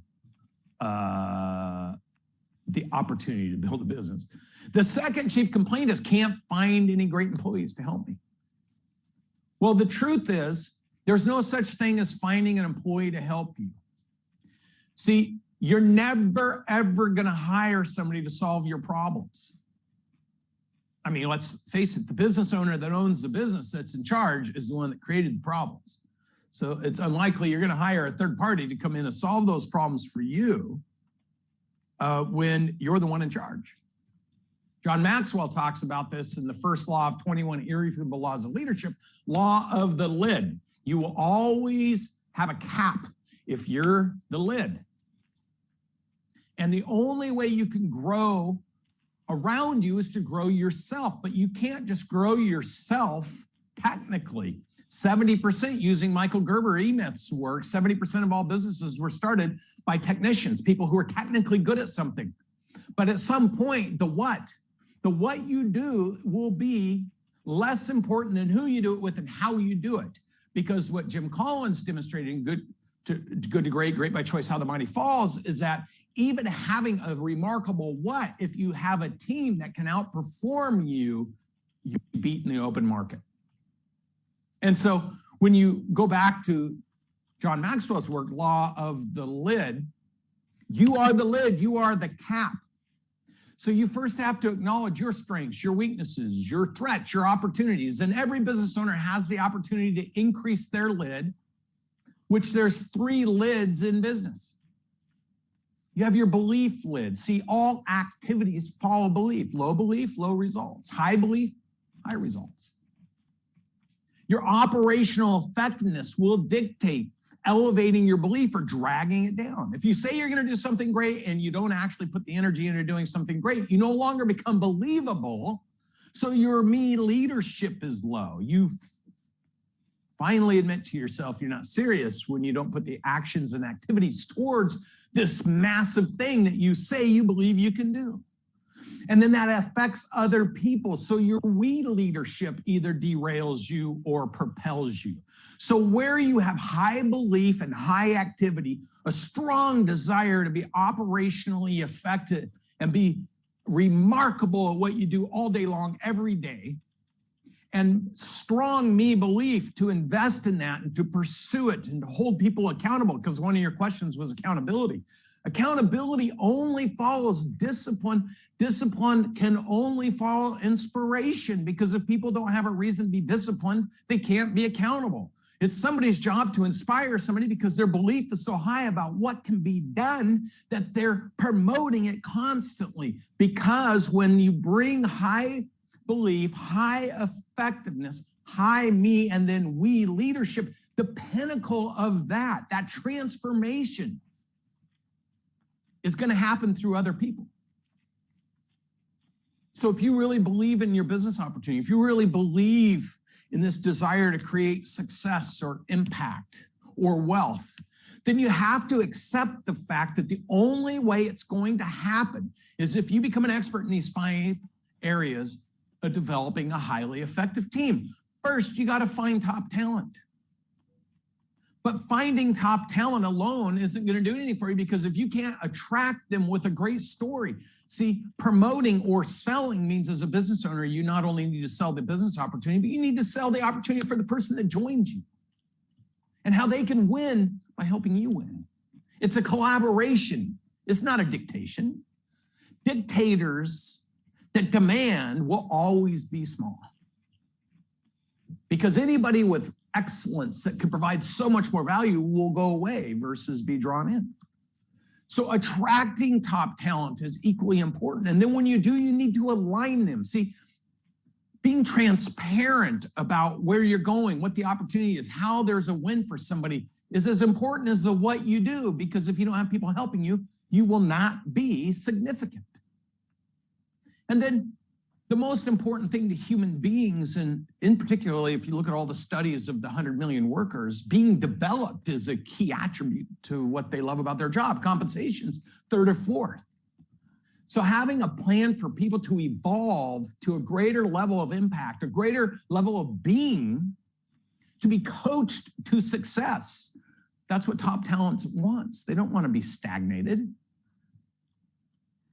And then the hardest thing is you got to retain your team. You got to have the technical aspect. You have to have the width, the size, the overall impact of the business. See, if your dream is to go from $1 million to 2 million, there's nothing wrong with that. Just understand, if you attract top talent and you want their help and somebody else's dream is to be a part of something that's 10 million or 100 million, they're going to leave you. The size of your dream will dictate the size of your team. So how do you connect all these human beings? How do you find, attract, align, develop, and retain amazing people to help you create this massive impact that you're trying to drive through your business and in your community? Well, you do it through something that I developed in 2003, 2004, that is the backbone to growing and scaling businesses without the need for raising capital. And that's what I call the personal professional financial goal planning. You see, the first question I ask individuals is, if you went to work with me, what would you want to accomplish personally? What would you consider a 1-year, 3-year, 5-year, or even 10-year accomplishment where you could be so proud of yourself, it would inspire you to put that extra energy and effort in because you're personally winning? And then what would that look like professionally? What new skills would you learn?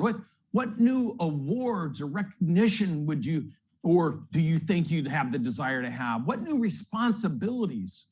What kind of mentors would you want to help you professionally so you can excel in your professional career? And then financially, what do you want to accomplish 1 year, 3 year, 5 year, 10 years out? What's that picture look like? See, devoid of a picture, people then don't have a sense of directionality. If I asked you to pick up my daughter here in Miami and bring her to me and you had no clue where she was, you'd just get lost along the way, or you'd be frustrated and wouldn't even try.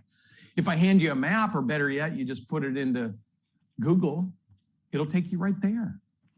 Your people need a picture.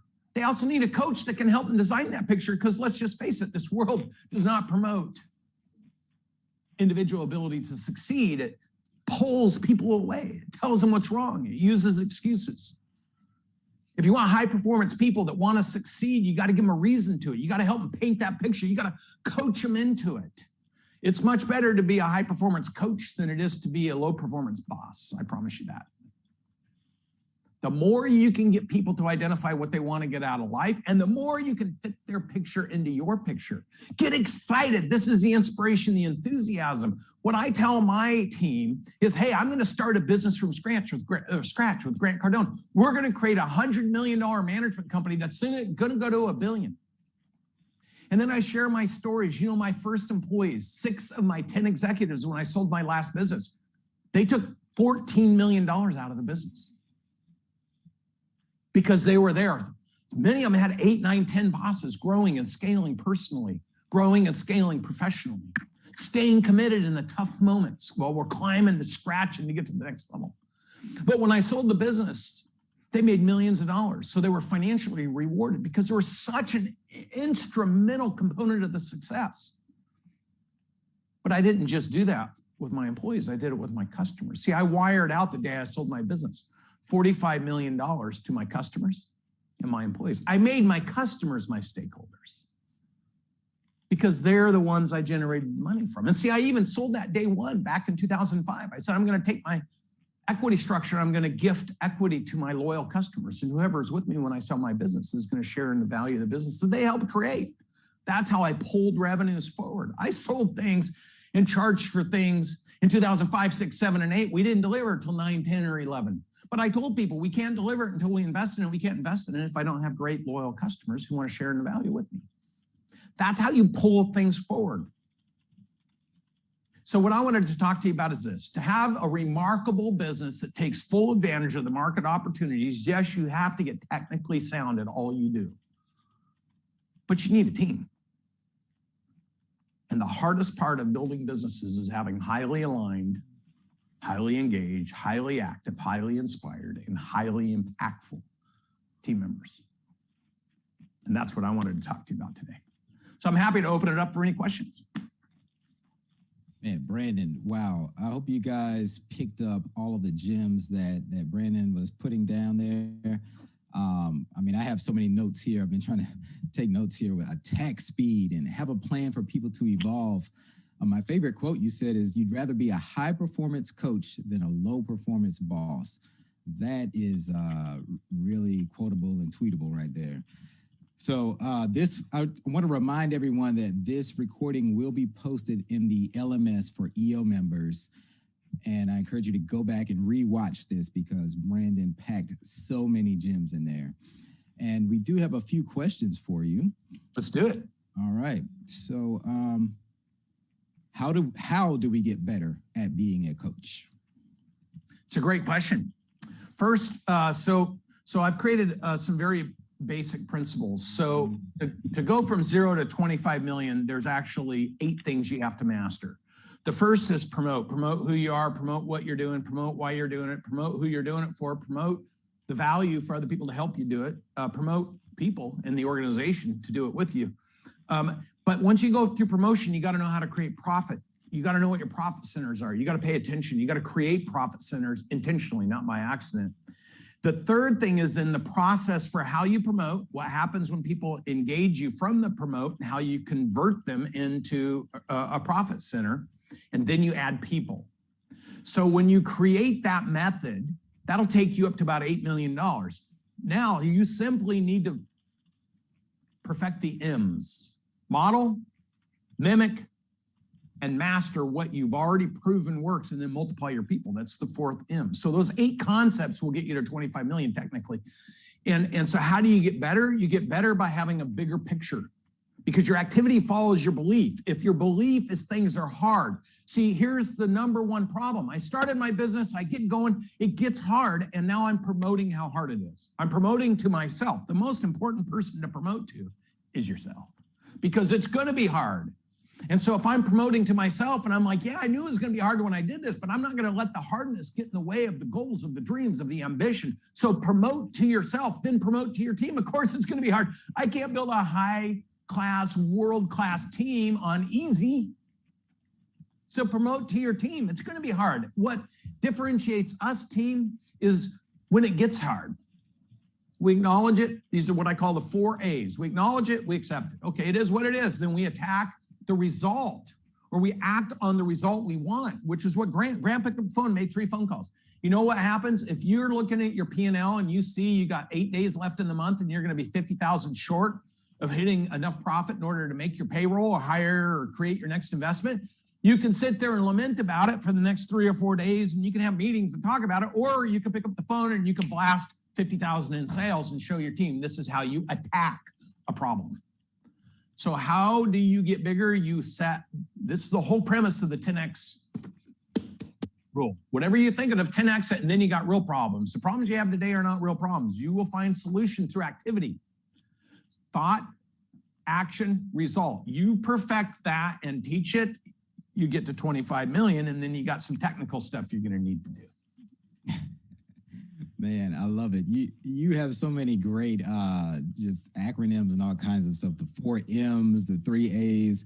I'm gonna have to. Where can we find this? Is this in some of the materials that we're going to be getting, like some of the things that you're mentioning?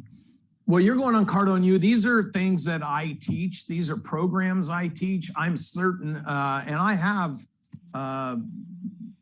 EO people coming through our system. But if you guys wanted to, on a separate call, if you guys wanted to set up an hour to go through the 4 P's and the 4 M's, I'm happy to do that. It's normally a 2-day workshop because there's a lot of details behind it. The simplification of the 4 A's, the 4 M's, the 4 P's, while I'm talking about it, but I've created a business system that's a formatted system, and I teach a scaling program over 2 days that people come to, and then there's just more programs and more programs. But I'm happy to do a short course, 1-hour webinar on some of these concepts if it would be helpful for you guys. Grant has said, and I know a lot of EO business owners and had several of them come through our systems and help them. Grant has said, whatever we need to do to show you guys our commitment to your success, you're entrepreneurs. We're entrepreneurs. We love entrepreneurs. We'll be happy to do it. I love it. Well, thank you for your generosity and for this partnership. And Tom, maybe we could make that happen with another workshop with Brandon, a short form course or something. So I have a question, Brandon. I am just amazed. If I understand the story correctly, you were an audience member at 10X GrowthCon and you cold approached Grant, and that's how the business started. And that was just 18 months, and you grew to where you are.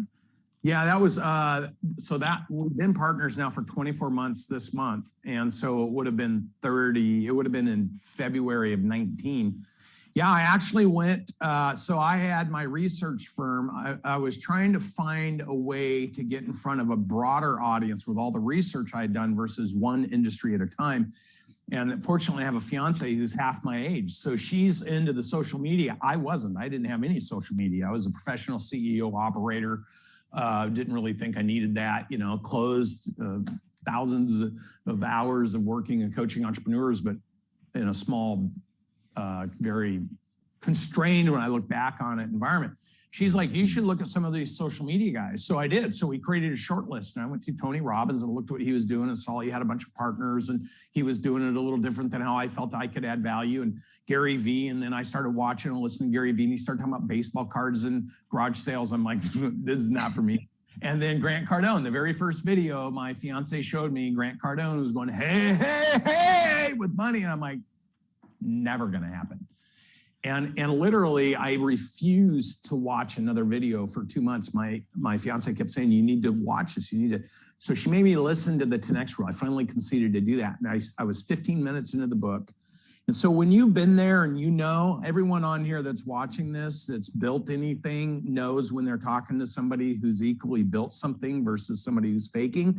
And I was listening, I was like, he knows exactly what he's talking about. So she said to me, asked me an interesting question. So I always say, and anybody that's got a pen, you might want to write this down. The quality of your questions will always determine the quality of your results. She asked me the question, do you want to stay small or do you want to find a way to present yourself to a marketplace that will actually care? So I Googled, for Christmas presents, I bought us GrowthCon tickets for the 2019 GrowthCon. It just so happens that I saw on there John Maxwell was speaking at the event. John Maxwell was a mentor. I read a lot of his work. I started working with John Maxwell. I started co-teaching with John Maxwell, and then I went in and helped John Maxwell's business with John Maxwell. So I called John. We had dinner the night before, and then when John finished speaking in front of 35,000 people, he pulled me up on the side of the stage and he pointed to Grant and he said, this is my guy right here and my gal. He loves Natalie and I. And so Grant and I saw each other a day later for a picture, and I said, hey, I've seen enough and heard enough to know that I can add a couple $2 billion of value to you and to me by collaborating versus working independent. I'd love to show it to you if you have some time. And he said, John said, you're the guy, so let's set up a time. So what's important here is I've cultivated that relationship with John for 12 years. So collaboration, that is a form of collaboration. That means having a big picture and being ever present and paying forward to other people. John's a remarkable mentor of mine. When I had an opportunity to help John in his business, I did. I didn't think of money. I didn't ask for money. I didn't want money. What I wanted to do is I wanted to help because of how much John's changed my life. So planting those little seeds all through my career and all through my life and giving back, it's actually a Maxwell law, give a hand before you ask for one, turned out to be an introduction that he made that validated me with Grant. And when Grant and I sat down and I showed him where my expertise was, I showed him what my credentials were, and I showed him what my system was, he said, I have always wanted to do this, but I didn't know how. Wow. I said, but then let's do it together. And the rest is pretty much making of history now. That is awesome. So many lessons just in that right there, in your approach and your intentionality in bringing this to life. So kudos to you. We do have a few minutes left, and I'm going to fire off a few questions that we've gathered in the Q&A here.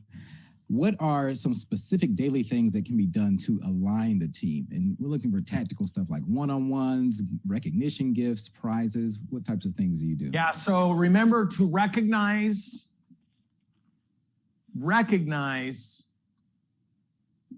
effort, reward results. Do not reward effort. So the tip is connect with your people by identifying what they want to accomplish 1, 3, and 10 years out working with you. And a lot of them will not know. They're like, I just want to make more money, and I want to, and say, no, we need to design a plan. Just like you need a plan for your business. If you're winging it, your team's winging it. The more, if I took a jigsaw box and dumped it on this table and put 10 of you around it and took the box out of the room and said, I want you to solve this, the bigger the puzzle piece, the bigger the picture, the harder it will be for you guys to contextually put it together. But if I leave the box out, you'll be able to see it and you'll do it a lot faster and you'll work as a team together. Well, devoid of a picture of where the business is going and devoid of a picture of what I can go and where I can go inside of that, you have nothing but conflict because everything's going to be hard. We already know that, concede it.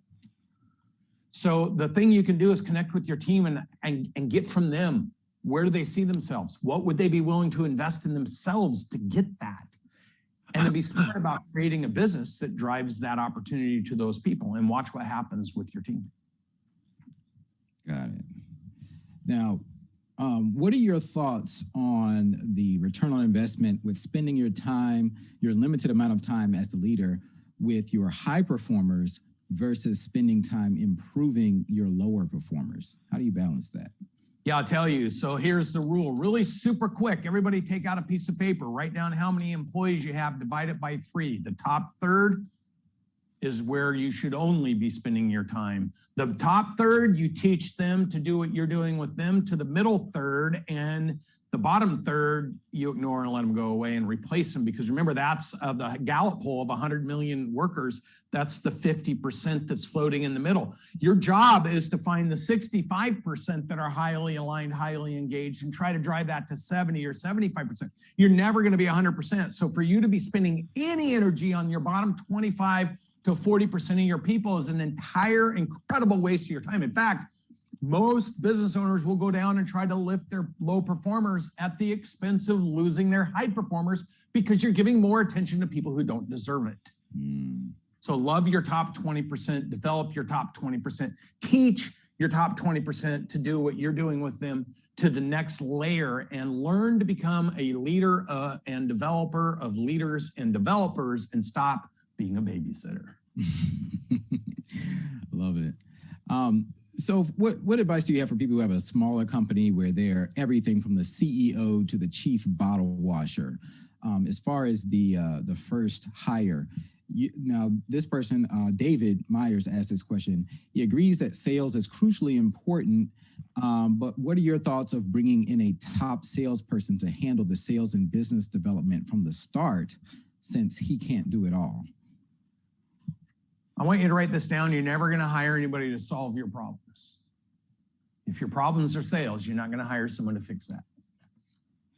So here's the rule. It's called the rule of 3. You never hire one person, by the way. You can only hire, when you hire, you have to hire 2, because with you, that's 3.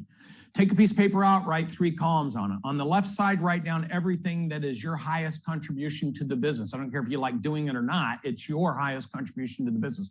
Middle column, write down all the things you're finding yourself doing every day that might feel good, you might love doing it, but it's not the highest contribution, but somebody needs to do it. And on the far right side, write down the things that aren't happening every day that need to happen in order to have a real business. Your job is to create enough energy, enough momentum, and enough resource by yourself. Remember, 31.5 small to mid-sized business owners in the world, million, and 25 million work by themselves because they don't master the rule of 3. So you have to be able to create enough capacity, enough energy, enough money, enough resource in the business, if you do it right, that you can at least hire 2 people, or you got no business hiring anybody because you're just going to go broke. Statistically, that's what happens. So when you do that, and you hire those first 2 people, you hire the person that can take over the things that you're spending your time, energy, and effort doing that maybe you even love doing, but you shouldn't be doing it because it's not your highest value. And you hire the person that's supposed to be doing the stuff that's not getting done, like entering QuickBooks or preparing invoices. And you do the things that drive the highest value. So as the business owner, it's your job to do the first 3 steps of the first 4 Ps. Promote, promote, promote. Profit, profit, profit. Process, process, process until you figure that out. Then you hire people. The business owners that get a mistake, they promote or they spend time on process, and they hire people to take care of both those things, and they never generate a profit. So I'm just telling you, there's an algorithm to successfully growing businesses. You may hate doing the promotion, but if you're the founder of the business, you're the highest lid in the business. You'll never hire an outsider to solve your problem. Anybody that's capable of building your company because you're so small that you don't have time to do everything is probably making more money if they're really super good doing it somewhere else or doing their own company. Don't fall into the trap that you're going to hire anybody to solve your problems. You have to create people to solve those problems, which means you have to be the highest lid. Belief, operational effectiveness, and leadership in your organization, because you're not going to hire someone with a higher lid in either of those categories to go to work for you. It's just the implication of the natural law of the lid. So the 4 A's: acknowledge you're not going to hire anybody to fix your problems, accept that you're going to have to figure this out, take action towards what you want, which is the rule of the 3 I described. And then as you hire those 2 people and you start building, that should propel your business to $3 million, anywhere from $1 to $3 million. Then you attack that and you do it again. That's when you hire 2 more salespeople, 2 more support people, and 2 more back office people or marketing people so that you can propel to the 8 million. But if you think you're going to hire people by not making money and not promoting, to fix your problems, it's a fallacy. And I hate to see these statistics continue to happen of 2/3 of all businesses failing every 5 years. Right. What a great point to end it on, Brandon. I want to be respectful of your time. That was absolutely amazing. I really love how there's no ambiguity to your answers. You give the step-by-step process. So I'm sure this is just the tip of the iceberg on what you have to share in Cardone University. And I look forward to taking some of your classes into that workshop. Hopefully we can put that together soon. But thank you for teaching us how to get our teams to implement the strategy and the vision, because that is crucial to massive scale. So let's give Absolutely. it up You know, Grant's giving you guys 30 days Cardone U for free. Let me explain something to you. If you take the personal responsibility to understand that the only way that you can grow and scale and create value in a business is to create a team that is constantly evolving and developing. The ability to evolve and develop is an algorithmic process. It's where machine learning, the more you do, the better you get, the more you adjust, because the more knowledge and information you have, so the more impact you create. Every human being that works for you is like a machine. And if you don't teach that machine to start algorithmically training every single day, overcoming their fears of communication, overcoming the stagnation of hesitation. If you don't teach them to do that, then when you find this one golden nugget as a business owner and you write a few scripts around it because you know it's going to change your business forever, and you drop it into your system, if you do not have a development training system, a team that knows how to do this, they will not take what you handed them and execute on it because they've not been trained to do it. Cardone U isn't just for you or for your salespeople. Every single person that works for me out of 59 employees, including my chief financial officer, my chief development officer, my head of the private equity group we're launching, everyone trains on Cardone U, because you know why? Everyone's going to be responsible for training future employees if we're serious about getting big. And if they don't know it, they can't teach it, because those that can't do can't teach. So my encouragement to you is master 30 days of this free Cardone U. Bring a friend along, make it fun, and start practicing actually developing your team. Because when you do find 3 feet from gold, when you do find that one little thing that's going to change the trajectory of your business forever, if you don't have a development mentality with your team, they will not embrace it, they won't deploy it, and you will not get that result. Wow, amazing. Looking forward to it. Thank you again, Brandon. Appreciate you guys. All right. Now, guys, this brings us to our final round of giveaways. These workshops, again, these last two that I've saved for you guys are best suited for the CEO, for the COO, the leader of the company. This is for you. So we have the winners of the Scaling Execution Workshop. The retail value is $10,000, and we have 5 winners. It's 2 days of immersive training with the Cardone Ventures team, scaling training, people, operations, marketing, leadership, systems and processes essential for scale. And the winners of the Scaling Execution Workshop are Chad Zinek, Francis Hugh, Heather Robertson, Karen May, and Sean Hibbert. All right, congratulations, guys. Awesome prize there. And then the big one, we have 25 winners of the